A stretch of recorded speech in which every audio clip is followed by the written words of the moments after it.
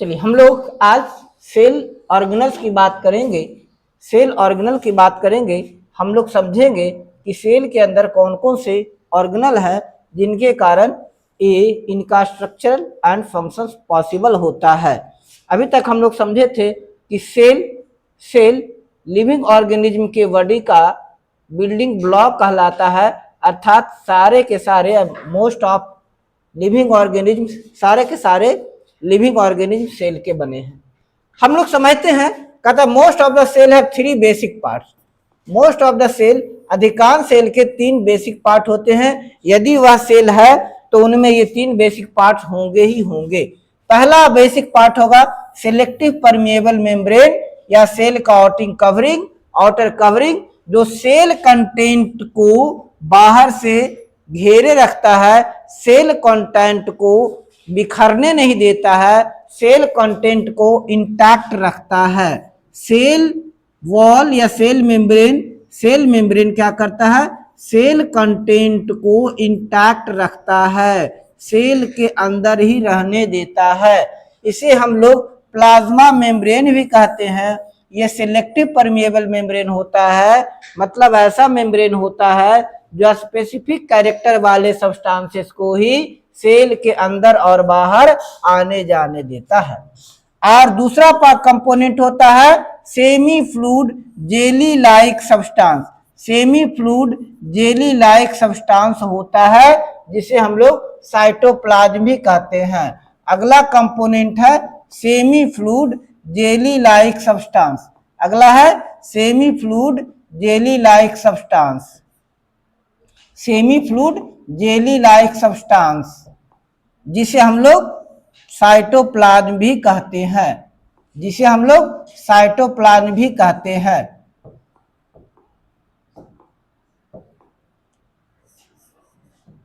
Cytoplasm भी कहते हैं।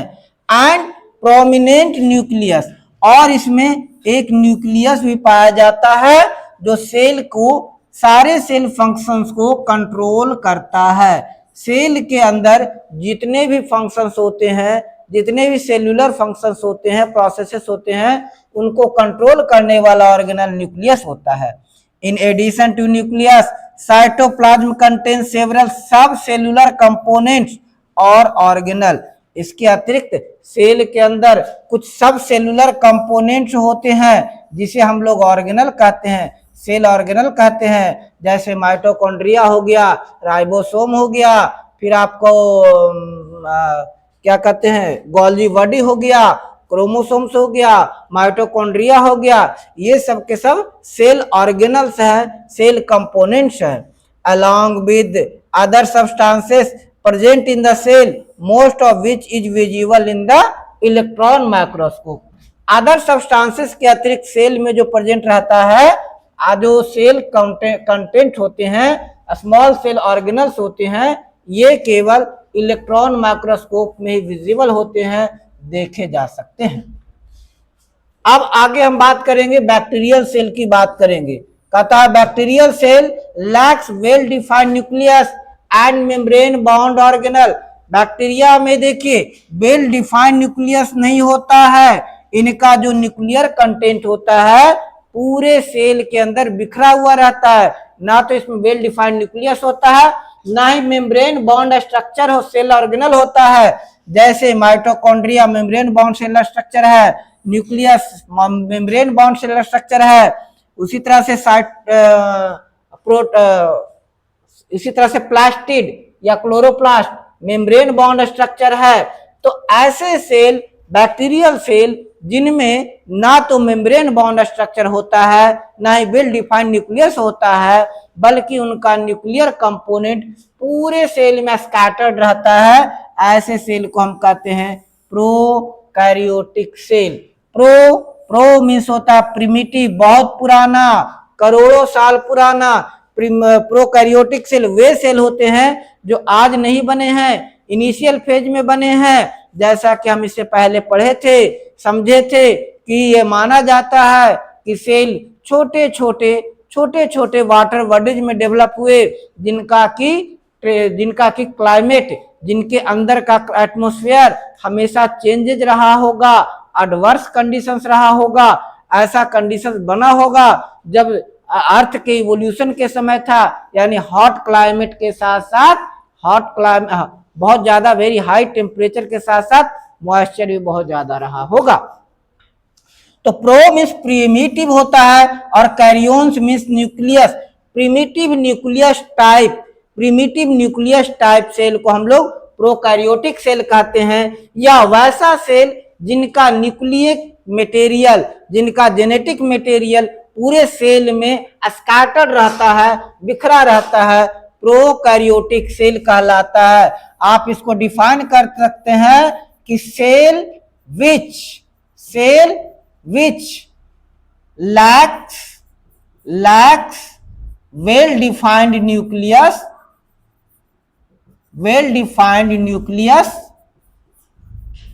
and membrane bound cell organelle, membrane bound cell organelles, जिनमें ना तो मेम्ब्रेन बाउंड सेल ऑर्गेनल हो, ना वेल डिफाइंड न्यूक्लियस हो, instead genetic material is distributed in entire cell।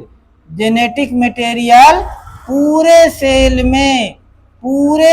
में डिस्ट्रीब्यूटेड हो, पूरे सेल के अंदर बिखरा हुआ हो, क्या कहलाता है?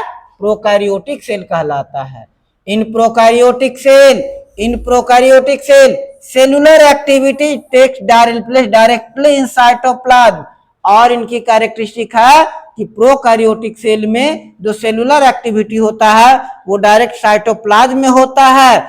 उनको क्योंकि इस ऑर्गेनल में, इस प्रकार के सेल में कोई न्यूक्लियस जैसा सब्सटेंस नहीं होता है, कोई न्यूक्लियस जैसा सब्सटेंस नहीं पाया जाता है जो सेल फंक्शंस को कंट्रोल कर सके।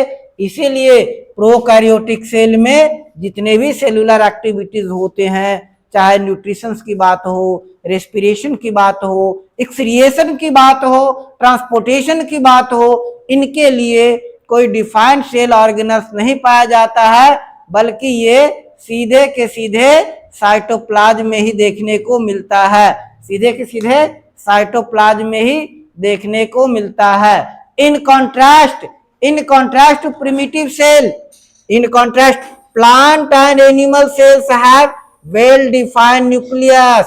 प्लांट सेल और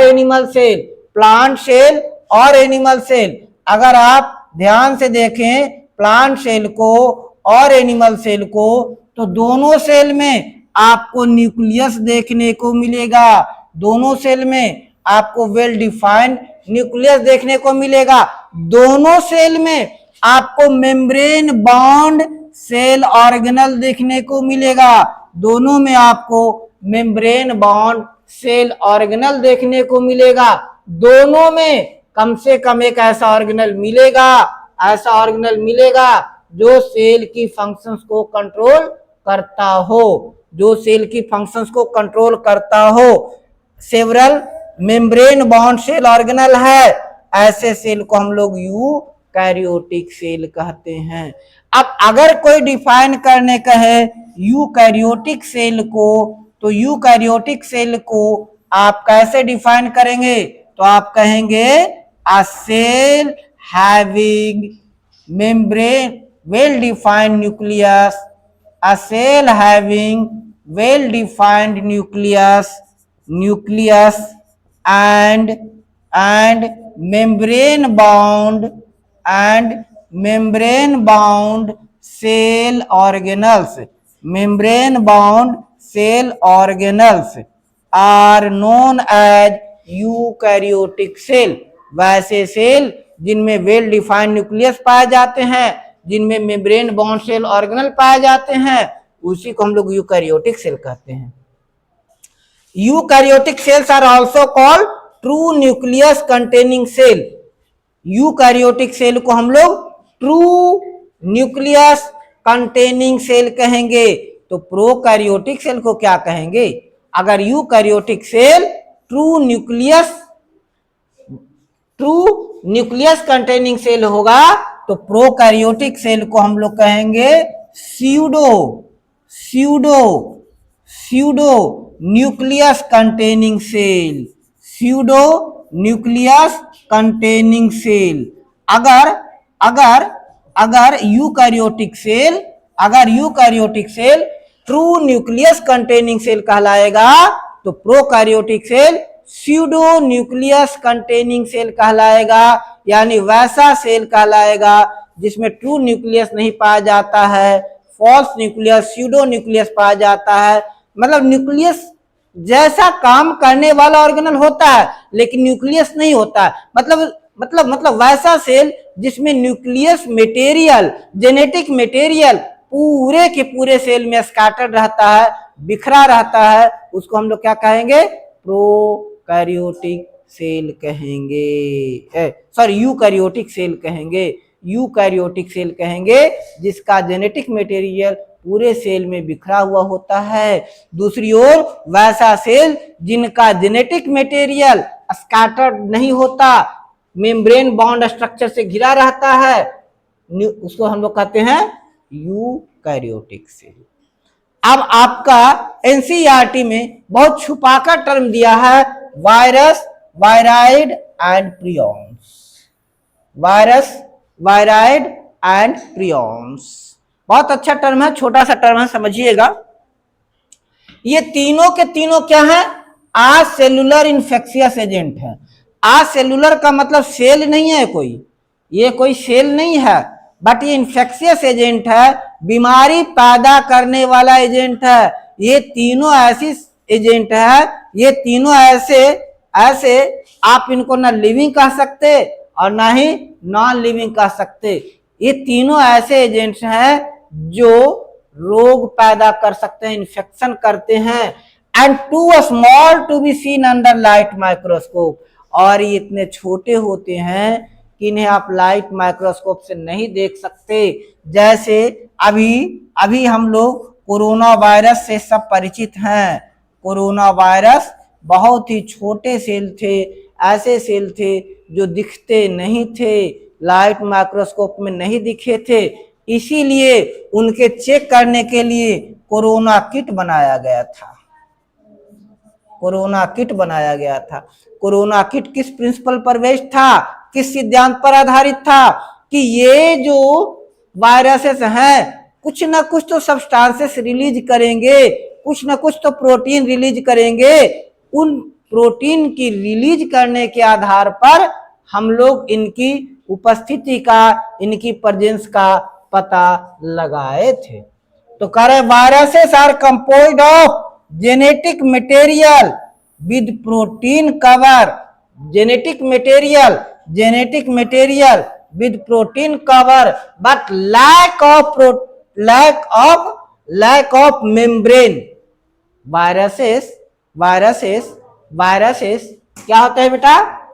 जेनेटिक मटेरियल ही होते हैं जिसमें प्रोटीन कोट पाया जाता है, और ये या तो सिंगल स्ट्रैंडेड डीएनए होते हैं, दो चीज हो सकते हैं।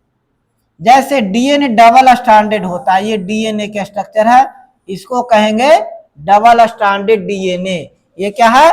Double stranded DNA. लेकिन वायरसेस होते हैं सिंगल स्ट्रैंडेड डीएनए होते हैं, सिंगल स्ट्रैंडेड डीएनए है। सिंगल स्ट्रैंडेड डीएनए होगा या फिर ये आरएनए ही होगा, या आरएनए होगा। वायरस या तो सिंगल स्ट्रैंडेड डीएनए होगा या आरएनए होगा।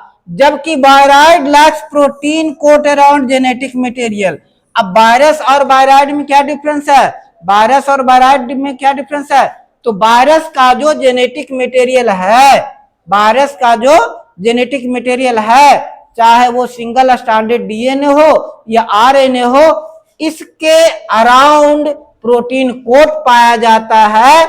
बल्कि जबकि ऐसा इन्फेक्शियस एजेंट जिनके जेनेटिक मटेरियल के बाहर प्रोटीन कोट नहीं पाया जाएगा, प्रोटीन कोट एब्सेंट रहेगा, क्या कहलाएगा? वायराइड। तो वायरस और वायराइड में क्या डिफरेंस हम लोग समझे? क्या कहेंगे? एक डिफरेंस तो कम से कम याद रखिएगा कि virus contain genetic material of virus contain protein coat around them. Genetic material of virus contain protein coat around them, whereas genetic material of virus doesn't contain protein coat around them। and prions misfolded protein, इसमें folded protein होता order में, और अगर वह protein misfolded हो, उसका कोई order नहीं हो, वो ढंग से फोल्ड नहीं हुआ हो, ढंग से उसका तह नहीं लगा हो, तो वो क्या कहलाएगा बेटा? प्रियॉन। तो वायरस, वायराइड एंड प्रियॉन में डिफरेंस समझ में आ गया। वायरस क्या होता है? वायरस क्या होता है? वायरस क्या होता है? वह इन्फेक्शियस एजेंट, वैसा असेलुलर इन्फेक्शियस एजेंट जिसके जेनेटिक मटेरियल के बाहर प्रोटीन कोट पाया जाता है, वायरस कहलाता है।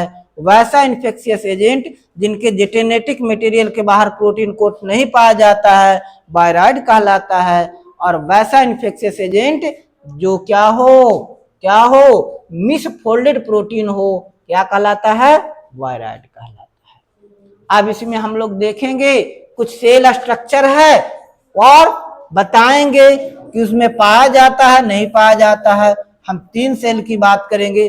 बैक्टीरियल सेल का मतलब हम लोग ये देखेंगे, ये प्रोकैरियोटिक सेल है, प्रोकैरियोटिक सेल है, और ये दोनों यूकैरियोटिक सेल है, यूकैरियोटिक सेल है। ये सब एनसीईआरटी का ही है, एनसीईआरटी का ही वर्कशीट है, इसको देखेंगे। तो पहले कहता cell membrane, cell membrane bacterial cell में पाया जाता है? जी नहीं, सेल मेम्ब्रेन बैक्टीरियल सेल में एब्सेंट होता है। सेल मेम्ब्रेन बैक्टीरियल सेल में एब्सेंट होता है। सेल मेम्ब्रेन प्रोटीन से प्लांट सेल में पाया जाता है, तो पाया जाता है इनसाइड सेल वॉल, ये सेल वॉल के अंदर पाया जाता है।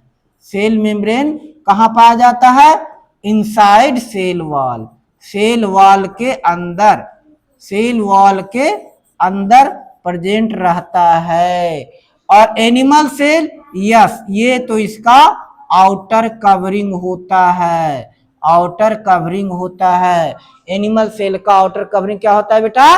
Cell membrane. जबकि प्लांट सेल का सेल आउटर बाउंड्री नहीं होता है। प्लांट सेल में सेल मेम्ब्रेन कहां पाया जाएगा बेटा? सेल वॉल के अंदर, सबसे बाहर सेल वॉल, और सेल वॉल के बाद सेल मेम्ब्रेन पाया जाएगा। सेल वॉल बैक्टीरियल सेल में प्रेजेंट रहता है, प्लांट सेल में भी प्रेजेंट रहता है, जबकि एनिमल सेल में एब्सेंट रहता है, एब्सेंट रहता है। साइटोप्लाज्म बैक्टीरियल सेल में वेरी लेस, बहुत कम पाया जाता है। साइटोप्लाज्म इसमें भी कम होता है, सबसे ज्यादा साइटोप्लाज्म एनिमल सेल में रहता है। क्यों? प्लांट सेल का अधिकांश भाग खाली रहता है, इनमें वैक्यूल्स बहुत ज्यादा पाया जाता है। प्लांट सेल में वैक्यूल्स बहुत ज्यादा पाया जाता है। Well defined nucleus bacterial cell में नहीं रहता है। पढ़े थे ना प्रोकैरियोटिक सेल का जो जेनेटिक मटेरियल होता है, देखे थे ना, पूरे सेल में स्कैटर्ड है। देखिए जेनेटिक मटेरियल पूरे सेल में स्कैटर्ड है, जबकि प्लांट सेल या एनिमल सेल का जेनेटिक मटेरियल न्यूक्लियस के अंदर है। देख रहे हैं जेनेटिक मटेरियल है, ये जेनेटिक मटेरियल, ये जेनेटिक मटेरियल। तो कह रहा है कि इसमें वेल डिफाइंड न्यूक्लियस नहीं पाया जाता है, एब्सेंट रहता है। इसमें पाया जाता है, और यहाँ भी वेल डिफाइंड न्यूक्लियस पाया जाता है। मेम्ब्रेन बाउंड ऑर्गेनल्स एब्सेंट रहता है, नहीं पाया जाता है। प्रोकैरियोटिक सेल है, प्रोकैरियोटिक सेल है, जबकि इसमें प्रेजेंट रहता है, इसमें प्रेजेंट रहता है। मेम्ब्रेन बाउंड ऑर्गेनल्स प्रेजेंट रहता है, प्लांट सेल में भी मिलता है और एनिमल सेल में। प्रिमिटिव न्यूक्लियस या न्यूक्लियोइड पाया जाता है, न्यूक्लियोइड नहीं रहता। इसमें न्यूक्लियस रहता है, इनमें भी नहीं पाया जाता। तो हम 3 प्रकार के सेल में क्लासिफिकेशन किए। ये बेसिक अंडरस्टैंडिंग के लिए दिया हुआ रहता है इस टाइप का एक्सरसाइजेज, ताकि आप देख पाएं, समझ पाएं कि उस चीज को समझ रहे हैं कि नहीं। ये देने का मतलब होता है कि अगर आप इसे नहीं फील कर पा रहे हैं अपने से, ये एक मूल मंत्र है, ये आपका एग्जाम है, ये आपका टेस्ट है। अगर इस टाइप के जो वर्कशीट दिए हुए नहीं हो पा रहा है, इसका मतलब नहीं समझे और आप फिर से पीछे जाइए और पढ़िए। बात समझ में आया? फिर से पीछे जाइए और फिर से पढ़िए। इसको तब तक पढ़िए जब तक कि आप इसको अपने से नहीं भर लेते हैं, आएगा तभी भराएगा। चलिए नेक्स्ट, अगला एक और आपके लिए वर्कशीट दिया हुआ है, प्रोकैरियोटिक और यूकैरियोटिक सेल। मतलब अब तक जो पढ़े, ये आपको 2 ही चीज अभी समझाना चाह रहे थे कि आपको प्रोकैरियोटिक सेल और यूकैरियोटिक सेल आपको समझ में आया कि नहीं आया, सेल की बेसिक अंडरस्टैंडिंग आया कि नहीं। अब कह रहा है कि कैरेक्टरिस्टिक प्रिमिटिव न्यूक्लियस किसमें पाया जाएगा, तो बेटा प्रोकैरियोटिक सेल में। प्रिमिटिव न्यूक्लियस तो यूकैरियोटिक सेल में नहीं पाया जाएगा। डायमीटर ऑफ टिपिकल सेल, इस सेल का डायमीटर कितना होता है, तो 0.1 माइक्रोमीटर से कम होता है। और इसका यानी आप कह सकते हैं लेस देन 1 माइक्रोमीटर तक हार्डली होता है। और इसका 1 माइक्रोमीटर से टू सेवरल सेंटीमीटर तक होता है। जैसे सबसे बड़ा सेल कौन सा है, ऑस्ट्रिच एग, सबसे बड़ा cell ostrich egg. Number of cell in cell organism, इसमें जनरली सिंगल सेल पाया जाता है, जबकि इनमें मल्टीपल, कुछ केसेस में तो मिलियंस ऑफ सेल पाया जाता है। जैसे human body, millions of cell पाया जाता है। मेम्ब्रेन बाउंड न्यूक्लियस नहीं पाया जाता प्रोकैरियोटिक में, ये केवल यूकैरियोटिक सेल में पाया जाता है। मेम्ब्रेन बाउंड ऑर्गेनल्स नहीं पाया जाता है, ये पाया जाता है। तो ये इस तरह से हम लोग देखे प्रोकैरियोटिक और यूकैरियोटिक सेल की बात। अब आगे कहता है यूकैरियोटिक सेल के बारे में। कहता है in eukaryotic cell network of fine fibres form cytoskeleton. अब अगर आप यूकैरियोटिक सेल को चाहे प्लांट सेल हो या एनिमल सेल हो, इलेक्ट्रॉन माइक्रोस्कोप में देखेंगे तो सारे सेल ऑर्गेनल्स में पतले पतले फाइबर्स, धागे जैसी रचना पाई जाएगी, जिसको हम लोग कहते हैं साइटोस्केलेटन, जो सारे ऑर्गेनल्स को, सेल ऑर्गेनल्स को एक जगह पर स्थिर रखते हैं। जैसा कि जनरल लाइफ में भी देखते हैं कि कुछ अगर बांधना होता है तो रस्सी से उसको बांध देते हैं, सहारा देते हैं। तो जो साइटोस्केलेटन है, फाइन फाइबर्स होते हैं, सेलुलर फाइबर्स ही होते हैं, जो रस्सी जैसा काम करते हैं, जो स्ट्रक्चरल सपोर्ट प्रोवाइड कराते हैं, मतलब उनके स्ट्रक्चर को बनाए रखते हैं, उनकी सेल शेप को मेंटेन रखते हैं, क्योंकि सारा सेल ऑर्गेनल अपने ही जैसा रहता है। उनमें जो होता है लिमिट मूवमेंट पॉसिबल होता है, इसीलिए ये अपने सेल शेप को मेंटेन रखते हैं। Enable cell movement and internal transport. अब साइटोस्केलेटन के फंक्शंस, रोल ऑफ साइटोस्केलेटन।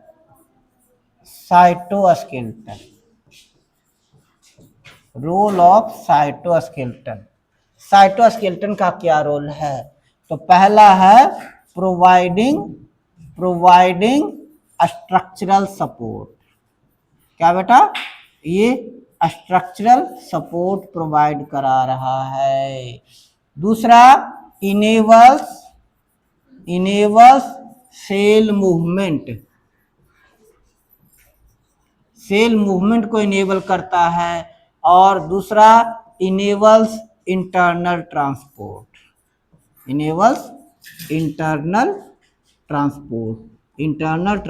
को बनाए रखता है। ये इंटरनल ट्रांसपोर्ट को बनाए रखता है, internal transport.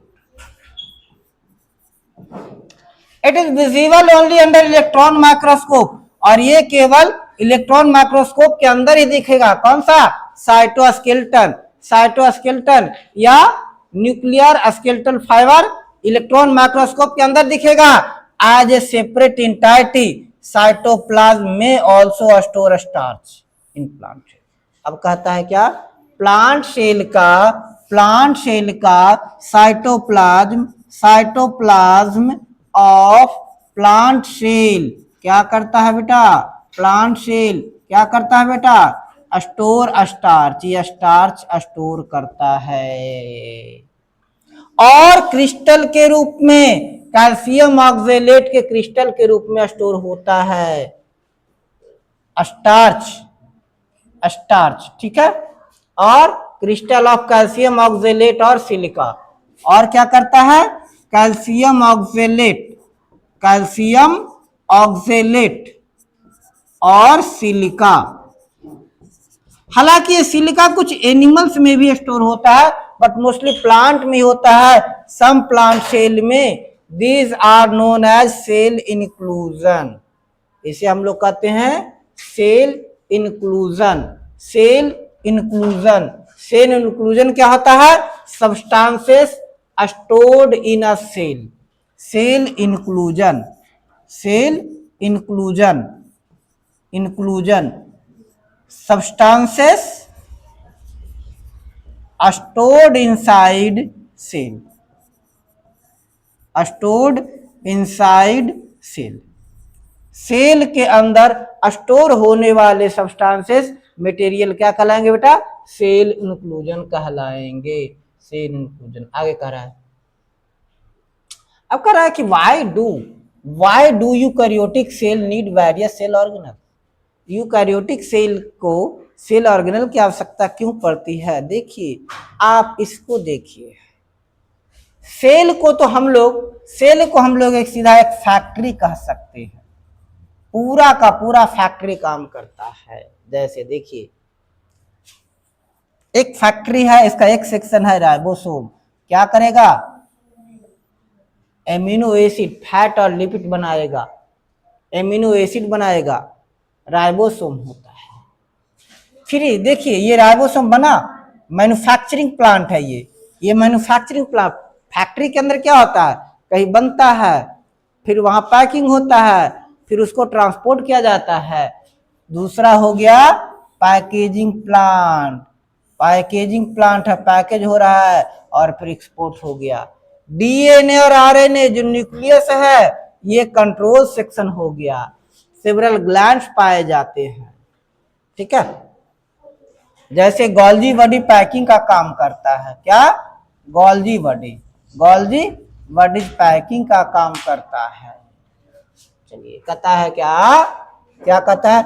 Eukaryotic cell carry out various life processes in different cell organelles independently at the same time.